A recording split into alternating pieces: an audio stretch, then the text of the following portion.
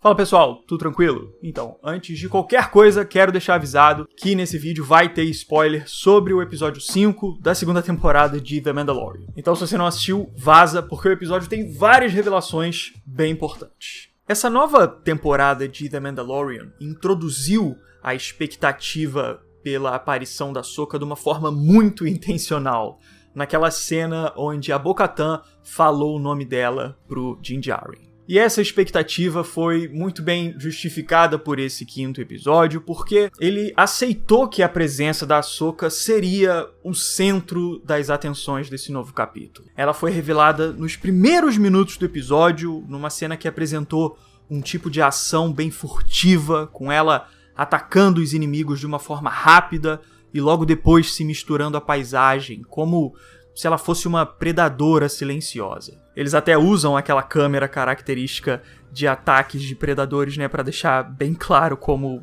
a Ahsoka segue uma linha de ação rápida, rasteira e fatal. A ação não foi tão acrobática quanto a gente já viu em outras lutas de Star Wars, mas isso já era esperado por causa do orçamento mais restrito da série. Acontece que The Mandalorian não tem a mesma estrutura de um filme de Star Wars, então, inevitavelmente, a produção da série vai ser mais contida. Mas dentro dessa limitação, eu acho que a ação foi bem executada, com o contexto da cena, inclusive, justificando essa forma furtiva da Ahsoka agir, com ela dando golpes certeiros e sem piruetas para que os inimigos não descobrissem a posição dela na calada da noite. Um outro ponto que eu posso comentar logo de cara sobre a Ahsoka é que eu gostei da caracterização dela, gostei de vê-la sendo representada com efeitos práticos que deram um realismo bem legal pro visual dela e que ficou super fiel ao design dela das animações de Star Wars. Um detalhe específico que eu queria comentar sobre o visual dela é que os leku da Ahsoka, esses chifres que ela tem no lado da cabeça, estão um pouco menores do que já haviam aparecido no passado.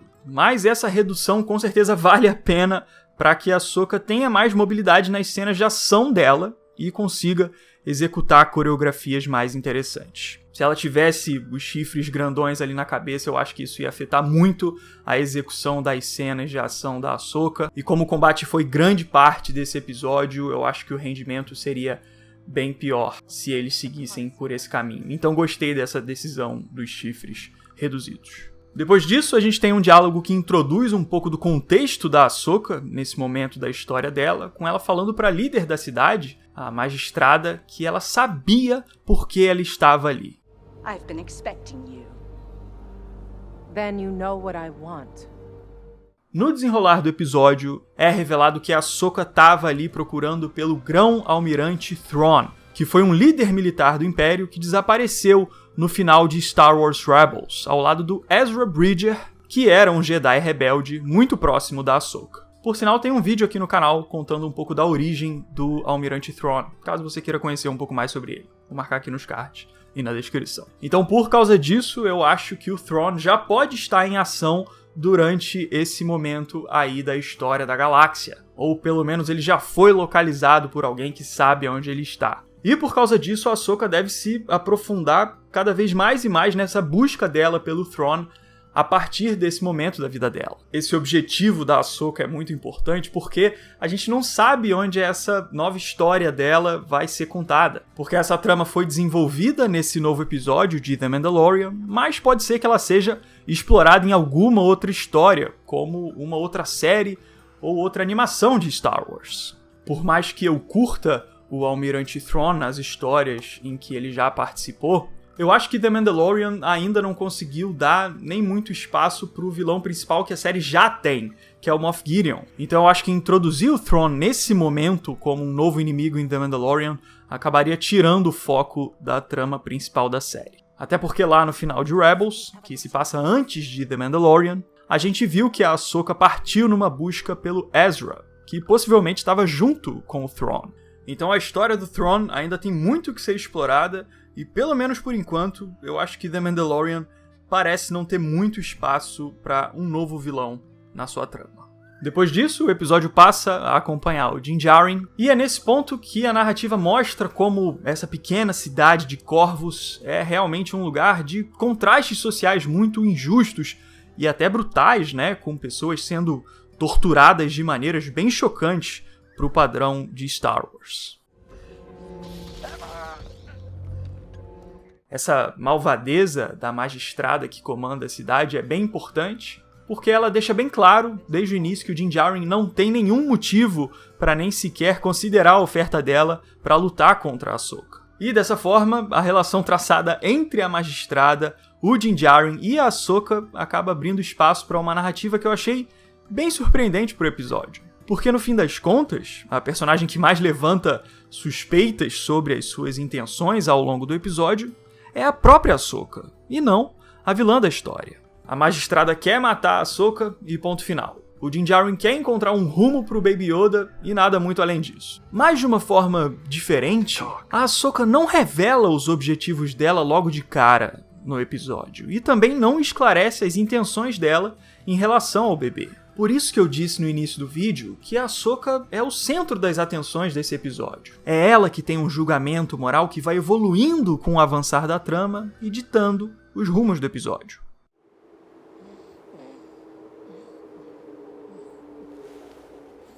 Esse desenvolvimento dela é super interessante e até fascinante, eu diria, como um fã da Ahsoka, porque ele reflete toda a experiência e a bagagem de uma Jedi que já passou pelos momentos mais críticos da história da galáxia. A Ahsoka foi apresentada como uma molequinha abusada de 14 anos que gostava de implicar com Anakin, mas depois de sair da Ordem Jedi, lutar contra o próprio mestre e as ações do lado sombrio da força, a Ahsoka se tornou uma figura com um julgamento moral muito denso, que avalia profundamente todas as consequências das ações que ela pode tomar. É por isso que esse episódio tem várias passagens bem calmas e silenciosas, com a Ahsoka sendo só uma samurai experiente que avalia calmamente tudo o que acontece ao redor dela para que ela planeje os próximos passos que ela vai dar.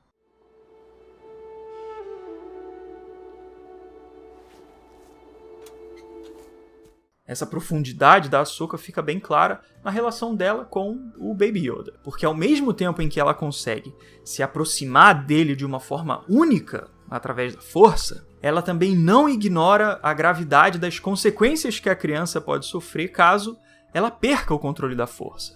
E aí eu posso citar um momento de atuação que eu achei bem legal no episódio, porque repara só como a expressão da Ahsoka muda instantaneamente quando ela começa a falar sobre o lado sombrio da força, com ela ficando tensa e até um pouquinho agressiva.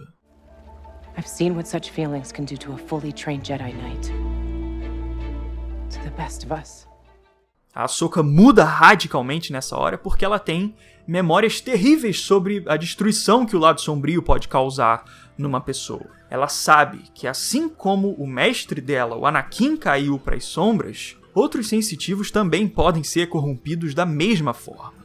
Até o bonitinho do Baby Yoda. Grogu?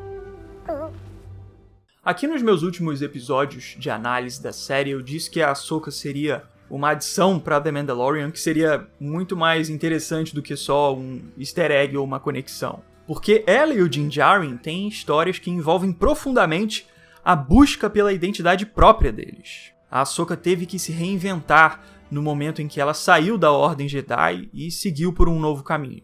Da mesma forma que o Din também está passando por um processo de autodescoberta com a nova relação paternal dele com o bebê. É por isso que a história dele se encaixa tão bem e o ponto de vista da Ahsoka faz tanto sentido para a trama dessa série.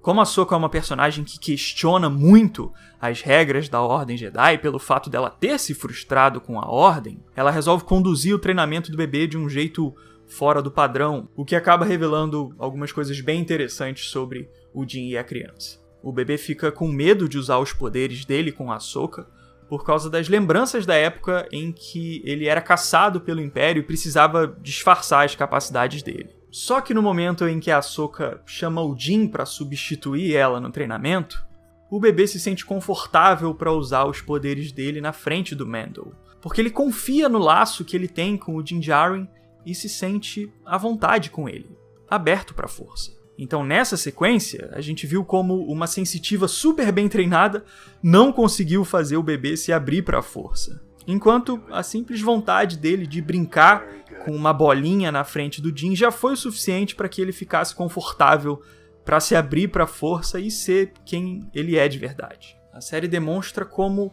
o que a criança precisa para perder o medo nesse momento não é um treinamento intenso dado por uma Jedi veterana sobre a força, mas sim a relação dele com uma pessoa que ele gosta. É uma história que traz um paralelo entre o uso da força e os sentimentos de uma pessoa que é bem parecido com a proposta do Luke Skywalker no final do episódio 6. Porque no fim do Retorno de Jedi, o Luke não foi salvo pela conexão dele com a força e nem pelo treinamento Jedi super refinado dele, mas sim pela relação dele com o pai e pelo laço que ele conseguiu construir com o Anakin.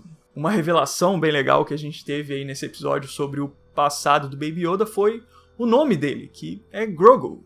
E também foi contado que ele tinha sido um aprendiz da Ordem Jedi na época da República. Eu gostei dessa revelação sobre o passado do Grogu como aprendiz, porque eu acho que ela cria uma dinâmica bem legal para a relação dele com o Din Djarin. No passado, a gente já viu que o Din Djarin teve a família dele atacada e destruída, e que para ser salvo, ele foi adotado pelos Mandalorianos. E a história do Grogu é muito parecida, porque o berço familiar dele foi atacado e ele foi retirado de lá, sendo que agora ele está sendo adotado pelo Din Djarin e sendo salvo por ele, da mesma forma que o próprio Din tinha sido no passado. Depois o episódio parte para uma sequência de ação final, e eu achei incrível a forma como Dave Filoni conseguiu representar todo o amadurecimento da Ahsoka Tano através da ação dela. Porque ela não é uma Jedi que sai dando piruetas e se divertindo no combate. Na verdade, ela é uma samurai que só desembanha a espada quando não existe mais alternativa. Várias cenas da Ahsoka nesse episódio são referências claríssimas, homenagens declaradas a cenas de Yojimbo, o filme do Akira Kurosawa, o que não deixa dúvidas sobre essa aura de samurai experiente e centrada que a Ahsoka está refletindo. E só para contextualizar quem não conhece o filme, em Yojimbo, o Sanjuro, que é o protagonista dele, enfrenta um grupo de bandidos que dominam uma pequena cidade. E para declarar a referência, é justamente isso que a Ahsoka também está fazendo nesse exato momento de The Mandalorian, com ela libertando a cidade do grupo da magistrada. Então, além das cenas serem parecidas, até o significado delas é bem semelhante. Essa inspiração da Ahsoka chega no ápice na hora da luta dela contra a magistrada, porque o combate é um duelo de espadachins, que é travado estrategicamente entre ataques e contra-ataques muito bem posicionados. A Ahsoka quer vencer essa luta moralmente, e é por isso que ela faz questão de lutar sem usar os poderes ativos da força.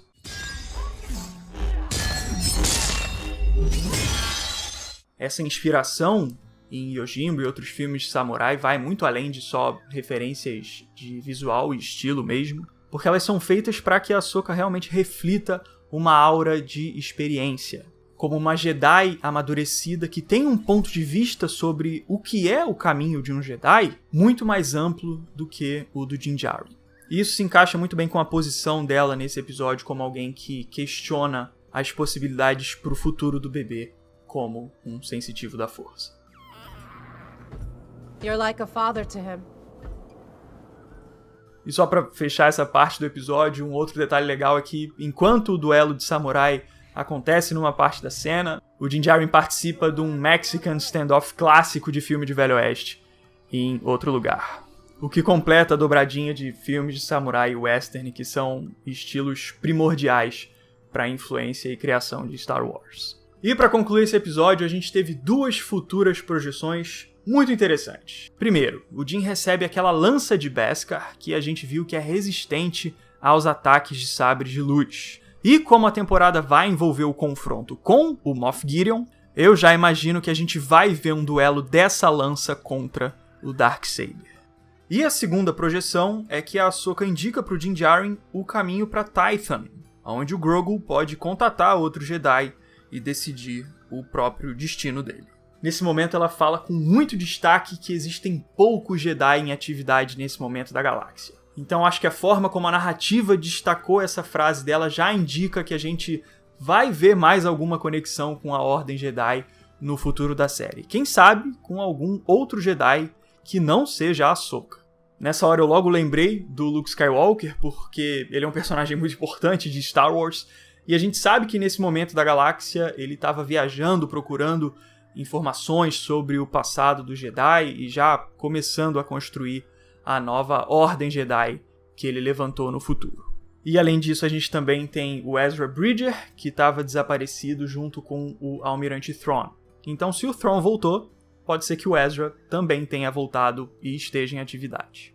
Existem outras opções de Jedi espalhados pela galáxia também, mas essas foram as duas que saltaram mais as minhas impressões nesse momento. Então acho que a partir desse momento a gente começa a lidar com chances bem reais de The Mandalorian se encaixar diretamente com a saga Skywalker. Se isso vai ser bom ou não para a série, acho que depende muito da execução desse possível encontro para que ele aconteça de uma forma convincente e não como uma forçação acidental.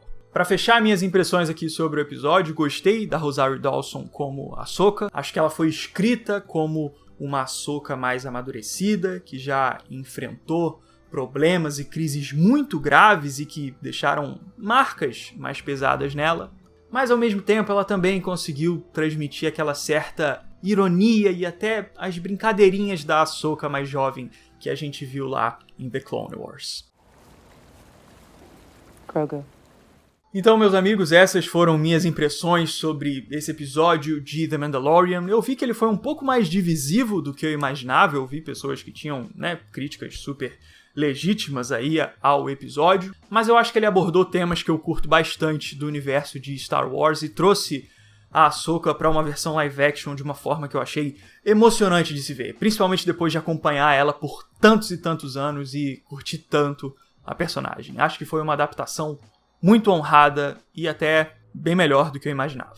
Deixe seus comentários aí sobre o que você achou sobre o episódio. Se você gostou do vídeo, puder deixar aquele gostei, eu agradeço muito, me ajuda demais. Se você quiser me seguir no Instagram, o link tá aqui na descrição. E caso você não seja inscrito aqui no canal, é só clicar no botãozinho aqui embaixo também, para você não perder nenhum dos próximos vídeos. Beleza? Então fico por aqui, a gente se vê na próxima. Valeu e um abraço!